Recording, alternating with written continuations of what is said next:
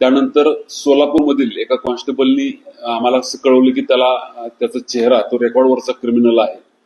नंतर त्याच्याकडून उस्मानाबाद धाराशिव जिल्ह्यामधल्या एलसीबीच्या पथकाकडे आम्ही संपर्क केला आणि त्यांनी त्याला आयडेंटिफाय केलं. धाराशिव एलसीबीचा कर्मचारी समाधान वाघमारे याची या प्रकरणामध्ये आम्हाला खूपच मोठी मदत झाली आणि या ठिकाणी एसीपी राहुल आवारे, पोलीस निरीक्षक राहुल खिलारे यांनी सुद्धा संपूर्णतः अनालिसिस करून सगळ्या तांत्रिक पुराव्याच्या आधारावरती त्या मुलीला धाराशिव जिल्ह्यामधून ताब्यात घेतलं. साधारणपणे 5 लोकांचा इन्व्हॉल्वमेंट याच्यामध्ये आहे आणि या मुलीला या ठिकाणून किडनॅप करून भीक मागण्यासाठी त्याचा वापर ते करणार होते असं आतापर्यंत चौकशीमध्ये समजलेलं आहे. आरोपी पोलीस कस्टडीमध्ये आहे, त्यांचं पूर्ण इंट्रोगेशन चालू आहे.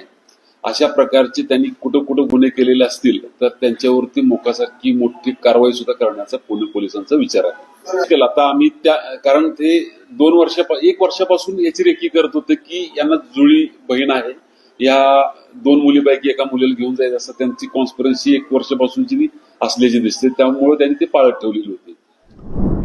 आरोपींनी अतिशय हुशारीने या चिमुरडीचं अपहरण केलं होतं. जवळपास 1 वर्ष ते या जोडप्याच्या मागावर होते. झोपडी वजा घरात राहणारं हे दाम्पत्य